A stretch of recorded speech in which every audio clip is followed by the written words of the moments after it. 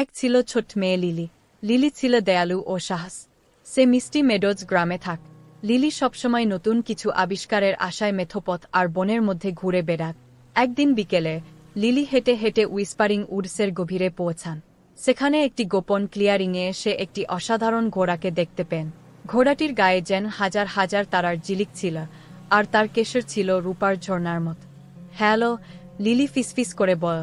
ঘোড়াটির সৌন্দর্যে মোহিত হয়। ঘোড়াটি তার বুদ্ধিদীপ্ত চোখ দিয়ে তাকাল এবং মাথা নাড়ল, যেন সে লিলির অভিবাদন বুঝতে পারছ। লিলি অবাক হয়ে গেল যখন ঘোড়াটি কথা বল। অভিবাদন, ছোট্ট মেয়ে। আমি স্টারফায়ার, উইসপারিং উডসের রক্ষক। খুব কম মানুষ এখানে আসার সাহস পায়। লিলির চোখ বিস্ময়ে বড় হয়ে গেল। তুমি জাদুকরি ঘোড়া? স্টারফায়ার আবার মাথা নাড়। হ্যাঁ, আমি অপেক্ষা করছিলাম এমন একজনের জন্য যার হৃদয় বিশুদ্ধ এবং আত্মা সাহস। বনের বিপদ ঘনিয়ে আসছে এবং তোমার সাহায্য প্রয়োজন। লিলি বিন্দুমাত্র দ্বিধা না করে সাহায্য করতে রাজি হয়ে গেল।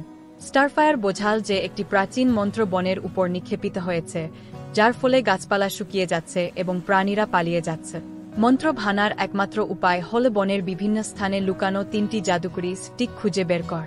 স্টারফায়ারের পিঠে চড়ে লিলি উষ্ণতা এবং শক্তির একটি স্রোত অনুভব করেন। তারা বনের মধ্যে দিয়ে বাতাসের চেয়ে দ্রুত ছুট।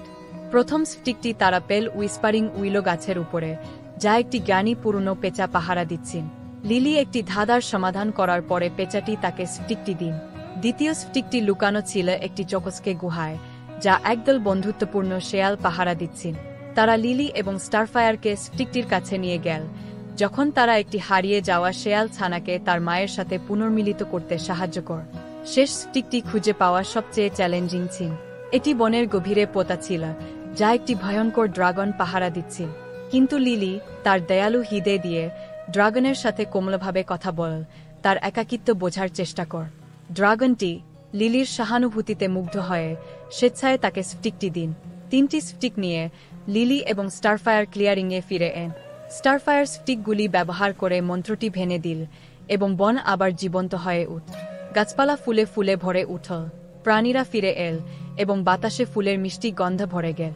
তুমি উইসপারিং উডসকে বাঁচিয়েছ, স্টারফায়ার বল, লিলিকে মাথা নত করে। তুমি সত্যিই একজন বীর। লিলি লজ্জায় লাল হয়ে গেল, গর্বিত কিন্তু বিনম্র বোধ কর। তোমাকে ছাড়া আমি কিছুই করতে পারতাম না, স্টারফায়ার। সেই দিন থেকে লিলি এবং স্টারফায়ার উইসপারিং উডসের রক্ষক হয়ে উঠল, সবসময় নতুন অ্যাডভেঞ্চারের জন্য এবং যাদের প্রয়োজন তাদের সাহায্য করতে প্রস্তুত ছিল।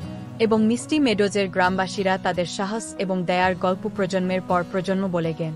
এবং এভাবেই জাদুকরি বনটি ফুসে উঠল, সবসময় জাদুকরি ঘোড়া এবং সাহসী মেয়েটির দ্বারা রক্ষা পেয়েছিল, যারা এটিকে